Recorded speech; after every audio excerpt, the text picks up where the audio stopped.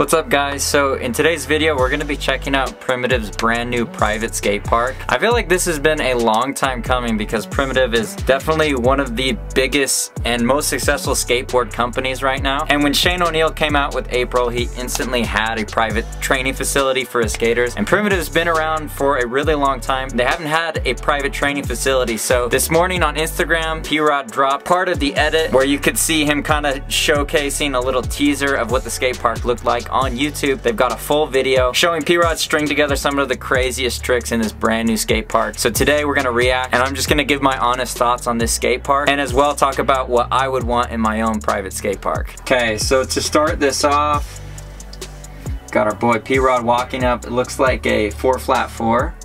Maybe a, yeah, 4-flat-4. So a pretty mellow 8-stair double step, but perfect hubba, perfect handrails on either side. I think that's a no-brainer. You gotta have the stair set and you gotta have the perfect handrails, especially for a training facility for like the primitive skaters. You know, these are some of the most technically advanced skaters in the industry, and so having a place for them to go to, you know, like say they want to try some crazy trick down a rail, having some place with a perfect rail to kind of make it a little bit less spooky when they're trying to learn a new trick on a hubba rail or down a stair set.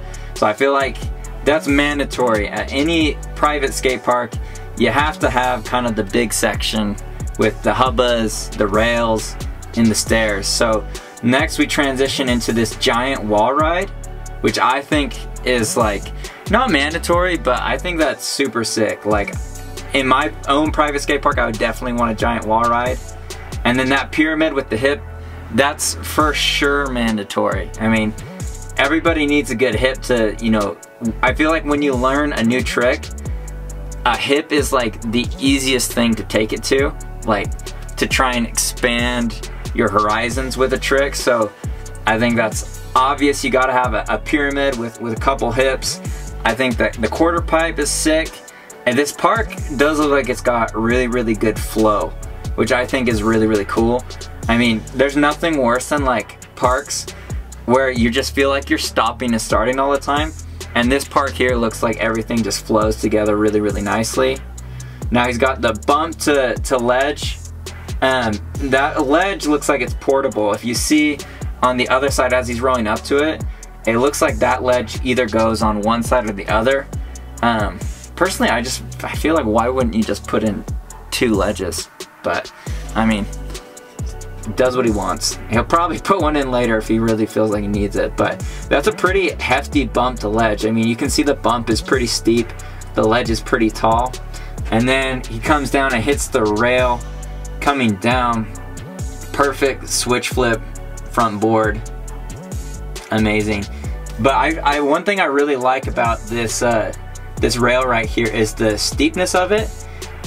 The bump is kind of steep, which I'm not a fan of, but what it does is it allows this rail to be a lot more realistic. So that's like, you know, like a 5-stair handrail. So you've got the big section with the 8-stair, you know, 4-flat-4 handrails, as well as, you know, the hubba. But right here, you've got the smaller version of the same thing. And so even though I don't like how steep that bump is, I think that it's mandatory because, you know, again, if you're learning a trick, you need a good place to learn. So then we come into this giant bank, which honestly I'm kind of surprised. It's a little bit underwhelming for how big it is. It's just like it's giant bank, but I guess it's a really good setup, you know, to keep the flow going. But P-Rod with a perfect switch tray. And then that will take us in, you'll see in a second, that takes us right into the step up. But I mean, I'm not a big fan of big banks like that, but I suppose if, you know, for setting up for tricks, it's a huge bank to set up for, you know, like that flat bar right there. Definitely overkill. You do not need that much speed for that flat bar. But I am super stoked on that flat bar because for me, there's like 2 obstacles that you have to have. You have to have a ledge and you have to have a flat rail. So seeing, you know, a long, just perfect flat rail to like learn tricks on, I mean, you could skate that pretty much forever along with a ledge. So, and here he comes flowing into the ledge. So he's got a little quarter pipe there to set you up for this perfect ledge slash mani pad. It looks like really like industrial looking. I'm not sure how they made it, but it doesn't look like a regular ledge. If you can see like the metal underneath. It's a cool look. The whole park is like a really cool aesthetic. Like it's very intentional, and all these lights are pretty wild looking. I wonder if they're gonna film like YouTube videos for their team. Like I know like Santa Cruz is getting more into that. There's a few companies, Powell's getting into that, you know, doing the YouTube thing and kind of putting out their own content outside of just like video parts. So I feel like this park would be perfect for it, just so showcasing what it takes for like pros to practice and to really develop. But then we're flowing right here into the step up, which is sick. It's also a grass gap going down the other way. So the step up, I mean, looks super fun. I would probably, that would be like probably my favorite thing to skate there.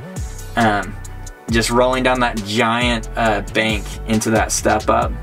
It's just super mellow, and P-Rod with a perfect tray flip. That's what I'm trying to learn right now. I'm trying to get those P-Rod tray flips. Yeah, so sick. I love that you get two angles of it right here. Boom. And then you get the second angle. But I bet you they'll put other obstacles around that grass gap, like maybe a out ledge or an out rail or something like that. But it looks super clean. The whole park with the little LEDs everywhere, and then finally flowing back into the big section. And then yeah, this is a perfect switch backside flip down the 4 flat 4. So I mean, I don't think it gets much more perfect than this skate park. If you're a transition guy, obviously not much there for you, but I mean, there still are some quarter pipes. The park has really good flow. I feel like it, maybe for some people this would be like a boring park, but to me, like, this is my dream. Is I want this park, but I want it scaled down to like half size.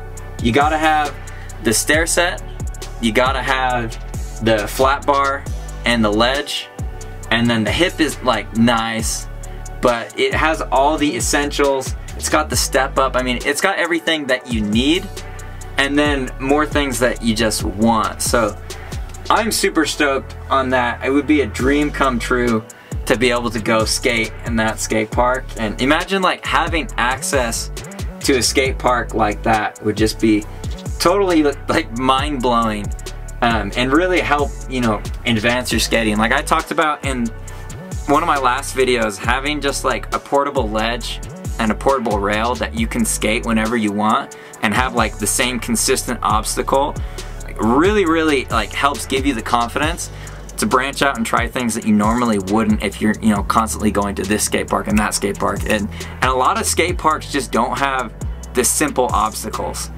Like for some reason, skate park designers, you know, they designed this great skate park with all these crazy obstacles that, you know, they're cool, but at the end of the day, it's like every skate park, in my opinion, needs to have a nice long flat bar and a really nice ledge and a hip.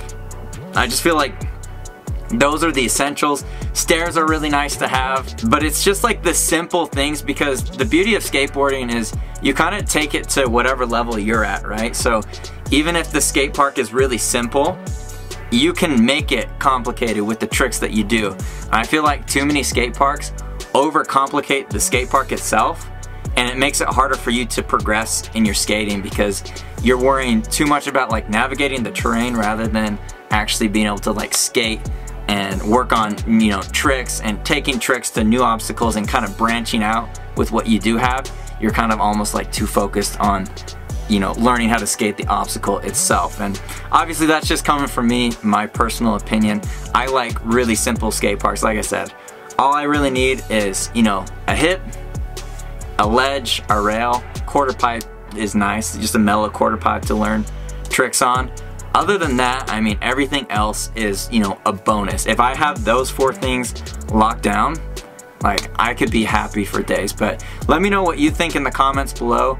If you like Primitive's new skate park, if you think they blew it, And tell me what you would like in your own private skate park. What is the #1 essential obstacle that you need in your skate park? I think for me, it's just a nice long flat bar.